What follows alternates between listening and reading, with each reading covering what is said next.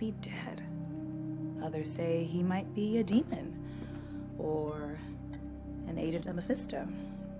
The third episode of Agatha All Along is here, and honestly, it was a great episode. This is weirdly turning out to be a very good series. I really liked how this episode was pretty much self-contained in like a character development type of episode while they did the first trial. And the thing is, I think this show will do a good job being just focused on the witches. It doesn't need to be really connected to the main Marvel universe without those little hints in here and there, especially, you know, with the name drop of Mephisto happening this episode. But it does make it seem like this series could be different than what we've seen before from Marvel, having more fun with their characters, having slight connection to the Marvel universe, but also just having a good time while doing it. And in this video, we'll be talking about the different references and Easter eggs that happened during it, breaking down what the hell happened during this episode, and explaining that ending. Plus, we'll have some theories along the way. So let's go into it, because the episode starts off with them on the road, and Mrs. Hart thinking it's a kidnapping. This is a kidnapping! Which is kind of ironic, because she was kidnapped by Wanda in WandaVision, and now it's happening all over again, but with Agatha. Getting dragged into this witch's road, a human who has no power, and probably has no place being. Which even Jen says in this episode, she has no place being there. Now with Miss Hart being there, she almost literally dies because she gets sucked into the ground. Which is kind of like the never-ending story, where the horse dies and traumatizes us all as children. So that was just lovely to relive that. But Miss Hart's there, and they really tease us what she's going to be doing during this road in that beginning, and they really followed up by the end. Now, with the beginning of the episode, they also set up pretty big things with Teen, because we thought that it was just Agatha that couldn't hear his name, but it turns out he has a sigil on him that makes it that all witches cannot hear him. So whoever put that sigil on him made it so that other witches cannot hear it. I still think it could be Billy, because that would make sense with how when Wanda sacrificed herself at the end of Doctor Strange Multiverse of Madness, that little outburst of power she set another spell out there, bringing back Billy to this universe, reincarnating him into another character like they did in the comics, which ends up being Billy Kaplan. And the thing is, that could be a huge thing with him trying to find who his mom is, but they still tease a lot of things, making a lot of us question what his character really is. But we'll talk about that when we get to that part of the episode. Because as it continues going, we really kind of touch base on what their goals are. Jen's goal is to unbind, Lilia's goal is to reverse her fortune, and Alice is to find her mom. So really setting up what's to happen, and also ties in to what's been going on later in the episode when they all go through their hallucination. Now they find a house in the middle of nowhere. It looks beautiful. And then when they all enter, they enter a home where they're all looking like middle-aged women who are rich. That's at least the first thing I saw. Was like that typical rich people. They're all dressed up nicely. Their hair is done. And that's the first thing I thought. And this is like a beach house. And the thing is, I thought this episode was pretty funny. There's a lot of good moments that just made me laugh during it. And it was cool when they started the first trial with the riddle. And it's saying, my age has value. I'm not fun alone. I mess with your mind and my tricks are well known. And my first thought here is that this has to be wine, because just based on the setting, it definitely felt like that's what was going to be the case. And then Mrs. Hart says it's wine, and we were right. It was wine. I was kind of happy that I guessed that right, because I'm not usually a riddle person, but I got that one. Now, the wine is called Reina. And the thing is, when I was looking at that name, I'm like, that has to have some kind of significance, because why would you put a name like that on a wine? So I looked up Reina, and I found out that there's a character in the comics named Martin Reina. In the comics, this character is a werewolf, pretty much a cyborg werewolf. Now, the thing is, I thought this meant, when I first looked it up, that these characters, one of them might turn into a werewolf. And I thought that was like a kind of tee up for what's to come. And honestly, it could still happen. Someone could turn into a werewolf, and this could have been like the tease for that. So I'm kind of hoping that happens now, just so that we could see that, because it would be kind of fun. And the thing I really liked about this episode is when we got to this point in it, where Jen is talking to Teen about Agatha's son. He might be dead. Others say he might be a demon or an agent of Mephisto.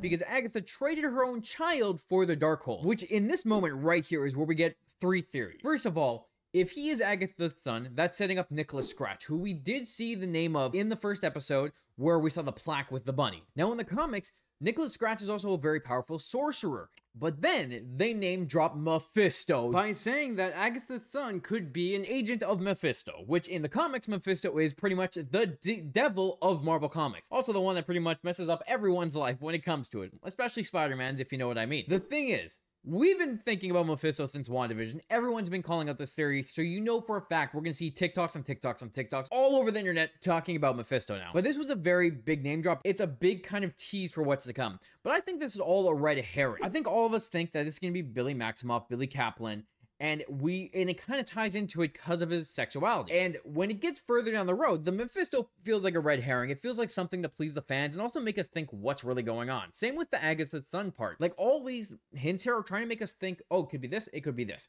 So I definitely think those are red herrings, where in reality, it's probably going to be Billy. Come on, we're setting up the Young Avengers for other projects. You gotta have Billy on it. Now, it was cool when they all started drinking the wine and we got to see, kind of learn more about them. Alice has a tattoo on her arm that her mother put on her when she was 13 to kind of ward off curses because her family is cursed. And I thought that was really interesting because that ties back into what happens to her later with the hallucinations. However, during this moment, Teen also talks about something happening to him at 13. So maybe this is something where when you turn 13, your magical powers start to develop. Or when you're 13, you start to get noticed by other magical beings. And when they're drinking the wine, Lilia comments on how Halloween kind of ruined witches. They changed the idea of who they were by making them have green skin and have pointy hats, which is like the typical witches we see in our media. It's funny because during the scene while they're all chatting, they're kind of getting to know each other a little bit more. All their faces start to swell except Agatha's because she didn't drink the wine. And I thought this was kind of funny because the way they set this up is their faces look super Botoxy. It wasn't even that just swelled. They looked like they had pure Botox put into their face, and it was just funny overall to watch them all kind of panic and force Agatha to drink that wine because she's trying to cheat the system, which I feel like is going to be a big thing in this series,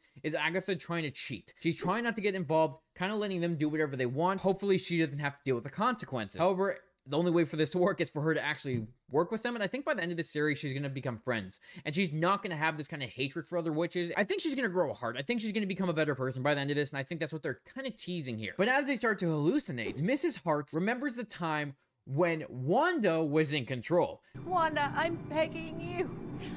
Let him breathe. Which is from that first episode of WandaVision, where her husband wasn't allowed to breathe and was choking to death. Now, with those other hallucinations we got, while Alice and Teen were going in their own room, there's a stork on the wall, which in WandaVision, again, we saw the stork in the kid's room. Fully animated, walking around and going against it, so I thought that was a cool reference back to that.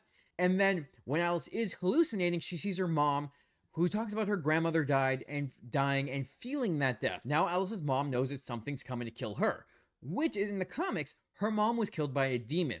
So this could be a tie to that this demon is hunting the women in their family, and that's why they're cursed. Pretty cool reference to that. Now, Jen sees someone from her past who tried to drown her. And near the end of the episode, she talks about how he stole her power, which I think this is a reference to that. This guy that we see stole her power. So I feel like that is what's going on there. And there's kind of water all around the room. Like, you can kind of see that reflection, which we know the house goes underwater, but this could be a reference to Jen's comic book origin, where she's from Atlantis. That would be a really cool cut if that ends up being the case, and somehow tying into that story later on down the road. Now, Lilia, I think, sees her younger self, follows her, she sees death. So it personally feels like with her fortune-telling abilities that she saw something, tried to warn them, and they didn't believe her. Then they all died and blamed her.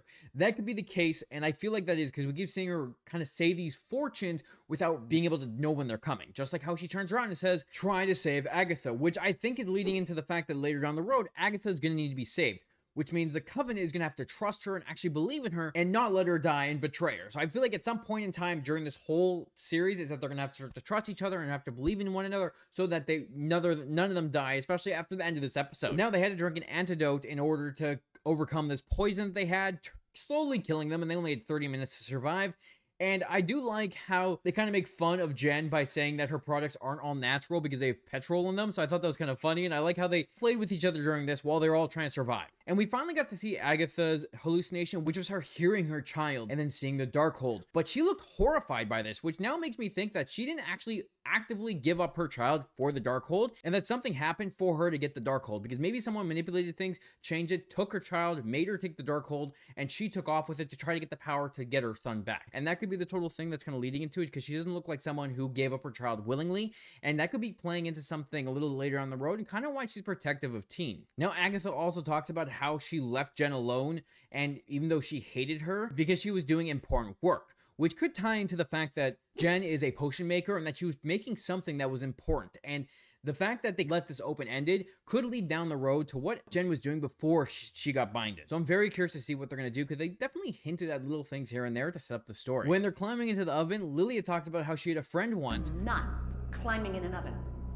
That happened to a friend of mine once. She had a lovely house too. And then something bad happened to her, which is a reference to Hansel and Gretel and how they killed the witch by pushing her into the oven. So that was fun. But then Agatha almost left Miss Hart to die and was forced to save her because they need the whole coven to continue. I feel like this again is another moment where it's leading Agatha to have a heart. She needs to learn to help people. She needs to learn to let people in, and she needs to learn to be friendlier. And I can totally see this is where that leading.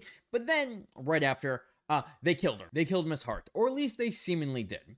Which I don't fully believe she's dead because it kind of seemed a little too sudden. Now, to be fair, they were a little late on giving her the antidote. Like, they waited till the very last second, which means she probably didn't get it. I don't fully believe that's the case. It could be the Witch's Road playing with them because they want to make them believe that they could die or that they're gonna die. And Miss Hart could just end up at the next location or one after. However, it could also just be the story trying to set up the stakes. But it just kind of feels wrong to kill Mrs. Hart like this. At the same time, I didn't see her surviving much longer anyway. And at the end of the day, too, it most likely sets up Rio coming back because they need a Green Witch, and that's exactly who was supposed to be in the Coven in the first place. So it could actually also be the Witch's Road manipulating everything, killing Mrs. Hart, but actually sending her back into the mortal plane so that she's not on the Witch's Road anymore, and then bringing Rio in. And if that's the case, cool. But also, if they did kill her, they just set the stakes for people dying, and it could get a lot darker soon. I mean, we already know that Agatha and Teen aren't going to die, but the other ones could. However, in the end, I am shocked about how much I'm looking forward to the next episode, just because I'm having a lot of fun watching the series,